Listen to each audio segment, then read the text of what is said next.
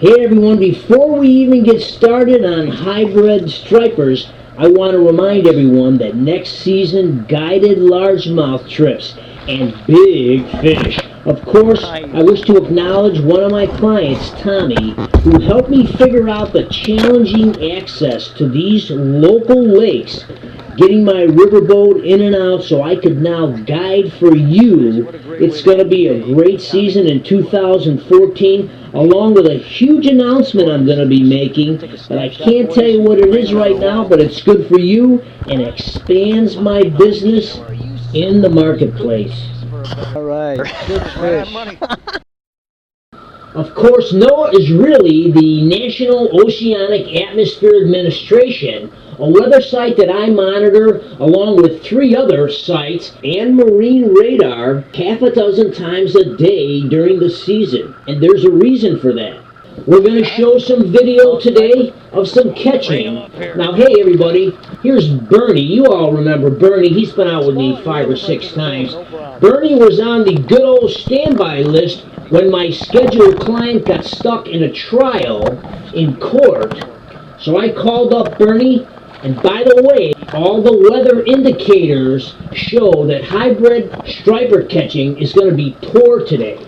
But the weather's going to be beautiful for boating, and Bernie, he really gets it. He loves to be out on the water, so we're going to watch him catch some fish. But I'm going to do something I haven't done before. This is going to be kind of like a verbal seminar as the video is rolling along. So I'm going to remark on some of the video that's being shown, but We're not done yet. I'm going to give you some valuable information. The question is, are you going to use it? So let me make my case. What ends justify the means here by stating a few facts. Can you remember every detail of every fishing trip you've been on in the last 5 years? Certainly not. Well, I've been fishing for decades, and I can tell you the details, how the fish were biting on the Kankakee River in 1997, say on June 13th. Let's see if some of this sounds familiar to you. When you go fishing, you catch a few fish, but nothing consistently, right? You use techniques that work on some days, but not on others. You don't seem to have any rhyme or reason to your fish catching. It's all kind of random. You try new things, but they don't seem to work for you. You do exactly what the pros on TV do, but you don't catch anything. In fact, you buy all their lures, and you don't catch a damn thing. You want to know why? Because there are pieces to the puzzle missing here. Let's stop and listen in on Bernie's catch first. Almost did. All right, folks. It's been a long dry spell, but finally, hopefully we're going to be on to some more. Great job, Bern. You did a great job. He ran you all over the boat. Thank you. Now, you've heard me say it in the past, every body of water has its own personality, just like people do. Let me put things into perspective. Before I began my fishing career, I used to write down all the information on my fishing trips. Then when I got a job in the real world, the industry that I was in tracked an enormous amount of data. And I found the more data that you tracked, the better the result. So what the hell does data have to do with fishing? Well, it's all in the detail, folks. Hey, Bern, you got a striper on. Yep, nice. Another nice one. Number 3 today. Now, I recognize the significance of recording data. It's a discipline. If you want or have to track data, you'll come to understand it pays huge dividends. He did. He hit it real high. That's the hardest hitting one so far. Yeah, that's cool. I love to see. I wish that I could get a picture. Your face looks awesome. Let's get a photo here. Because it identifies catching trends in relationship to weather, baits, sun, no sun, water temperature, water level. It all goes hand in hand with catching. Now, if you go fishing once a month, even once a week, it's not hard to track the data. Right now it's November. I've been fishing since February, and it's looking like about 190 plus days on the water, and I track all that data. Now let's get back to Bernie here for a minute. And we didn't catch any really big hybrids like we had been in the previous 2 weeks. Here's a few photographs of those. Yet Bernie and I's expectation, based on the data, was we weren't going to catch any hybrids. The challenge is to figure out how to entice the fish when they're in a negative feeding mode. Now, I don't think I've ever shown this clip to anyone, so this is the first. But I want you to take a look at this here, and I want you to pay attention. I'm going to freeze this frame and note where I am. If you're familiar with Heidecke Lake, look at the towers. I'm in the North Pool. I'm in the middle of the lake right now.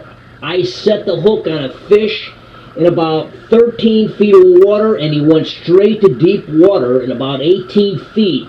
Now, I ended up shutting off my camera because the fight was like going on endlessly. Now I want you to watch where we pick up. What it is, but it's this fish ran to the bank and just would not give up because it was a beast. So you watch the video and let's continue where we left off. Now I guide on 4 different bodies of water. So if I'm not on the Kankakee, I might be on 1 of 3 other lakes. And now I'm starting to track a whole new set of data on the new bodies of water I'm fishing on.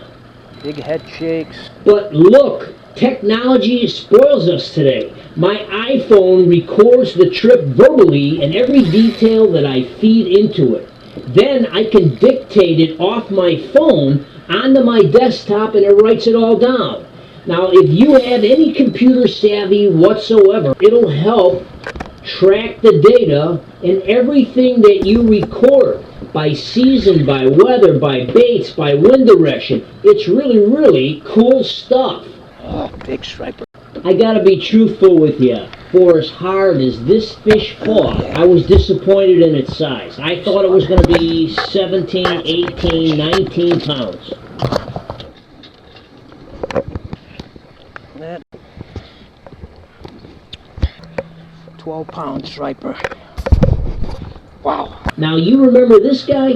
He hooked 19 stripers and caught 17, some real whoppers. If you haven't seen this video, go to YouTube and go to the search box and type in Heidecke Lake Striper Bonanza. And I'm going to make a bizarre statement here, but I saw these fish schooling up 3 days beforehand, and I was sitting in my living room.